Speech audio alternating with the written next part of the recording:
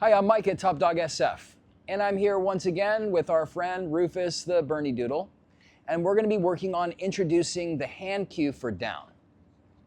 Once we know that a puppy or dog can reliably lure, yes, into a down position like that with food in our hand, 9 out of 10 times, then we want to start introducing a hand cue.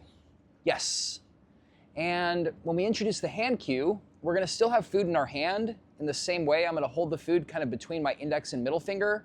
I'm going to close my hand, and I'm going to hold my finger in a pointing gesture.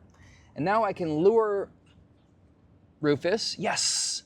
And I can point at the floor with the food in my hand to get him to learn that this pointing gesture means to lay down. Yes. When he does, I mark with a YES, and then I move my hand away from him so that he gets up to get the treat out of my hand. Yes. I want him to get up because that way we reset and we can get many repetitions of this over and over again.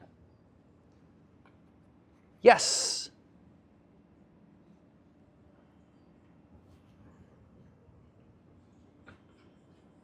Yes.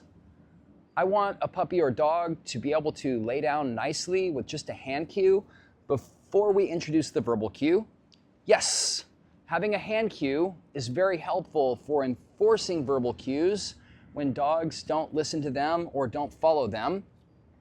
Because dogs pay attention to our physical movements and our body language more than the things that we say, hand cues, yes, can oftentimes hold more importance than a verbal cue in the mind of a dog. So getting our hand cue down really, really good is a big part of getting a reliable down, yes. And we just want to practice this for several sessions, maybe even several days. Some trainers even like to do this, yes, for several weeks before introducing the verbal cue.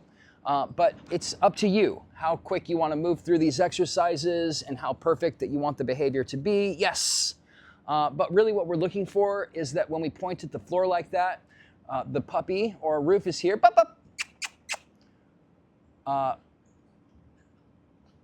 yes, we want the puppy or dog to lay down nicely like that when we point at the floor. Yes, and then once we have that down, then we're going to start introducing the verbal cue. We hope that this video was helpful, and if it was, please be sure to like, share, and subscribe. Check out our other videos, and for more information about Top Dog SF, please check out our website, topdogsf.com.